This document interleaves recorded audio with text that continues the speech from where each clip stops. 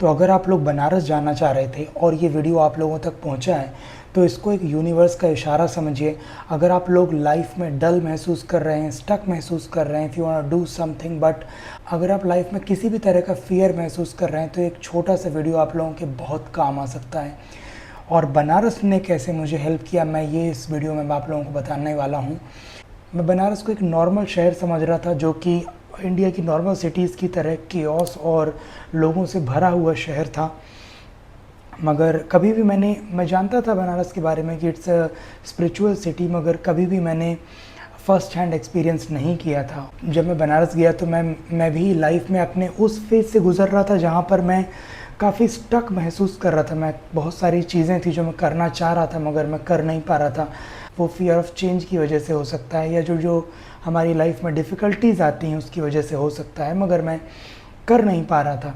और एक दिन मैं अपने घर गया था, और मैं मेरे घर से बनारस क्योंकि पास में ही है, तो मैंने देखा और मुझे सिर्फ एक टिकट अवेलेबल दिखी। वो मैंने टिकट बुक करी और मैं बनारस पहुंचा।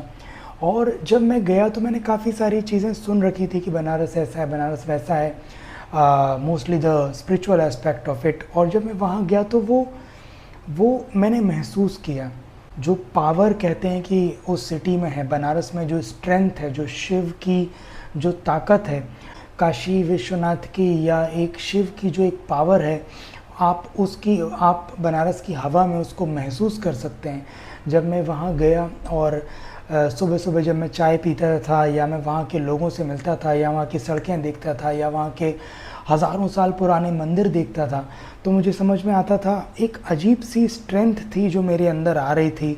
या वो काल भैरव का मंदिर हो, वहाँ मैं जब गया तो वो सारी चीज़ें, जैसे कि मैं सोचने लगा अपने बारे में कि यार मुझे क्या करना चाहिए, या एक अजीब सी स्ट्रेंथ थी जो मेरे अंदर आ रही थी। और जिसने मुझे काफ़ी ज़्यादा हेल्प किया। जब मैं गंगा आरती भी देखने जाता था शाम को, तो एक ठहराव और एक पावर दोनों एक साथ महसूस कर रहा था मैं, जो कि मेरे लिए एक बहुत बड़ा टेक अवे था उस सिटी से। और जब मैं मणिकर्णिका घाट भी गया तो वहाँ भी मुझे पता चला कि हम लोग कितना ज़्यादा लाइफ को प्लान करने की कोशिश करते हैं, कितना ज़्यादा अपनी कि जब ये हो जाएगा तब वो करेंगे, जब वो हो जाएगा तब ये करेंगे। मगर लाइफ कितनी अनसर्टेन है और फाइनली हमारे हाथ में शायद कुछ भी नहीं है। What we can do best is live in the present moment. और ये सब चीज़ें मुझे वहाँ पर पता चली। और जब मैं वापस आया तो मैंने देखा कि ऐसा नहीं था कि मैं उन चीज़ों को जो करना चाह रहा था और कर नहीं पा रहा था मैं अचानक से करने लगा, मगर इट जस्ट कि मुझे उन चीज़ों से जो सेटबैक्स आएंगे, उन चीज़ों से जो चेंज हो सकता है, उससे जो प्रॉब्लम्स आ सकती हैं उसको झेलने की एक छोटी सी स्ट्रेंथ आ गई थी मुझ में। ये मैं एक बदलाव महसूस कर रहा था अपने अंदर। और यही मैं इस वीडियो से आप लोगों को बताना चाह रहा हूँ कि if you are guys planning to go to Banaras, believe me that is one of the most powerful city that you can go to. आप लोग ज़रूर जाओ वहाँ पर। और वो एक जो फियर ऑफ चेंज है, या fear of opting for new things, वो आप लोगों के अंदर ज़रूर ज़रूर ज़रूर कम होगा।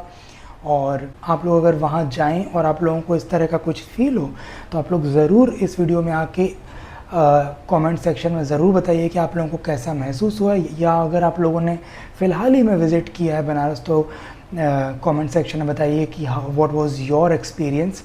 इस वीडियो में मैं बस इतना ही कहना चाहता था। और मेरा नाम सौरभ है, मैं ट्रैवल के वीडियोस बनाता हूँ। और अगर आप लोगों को ट्रैवल की वीडियोस पसंद हैं, ट्रैवल से रिलेटेड स्टोरीज़ पसंद है, तो please subscribe to my channel.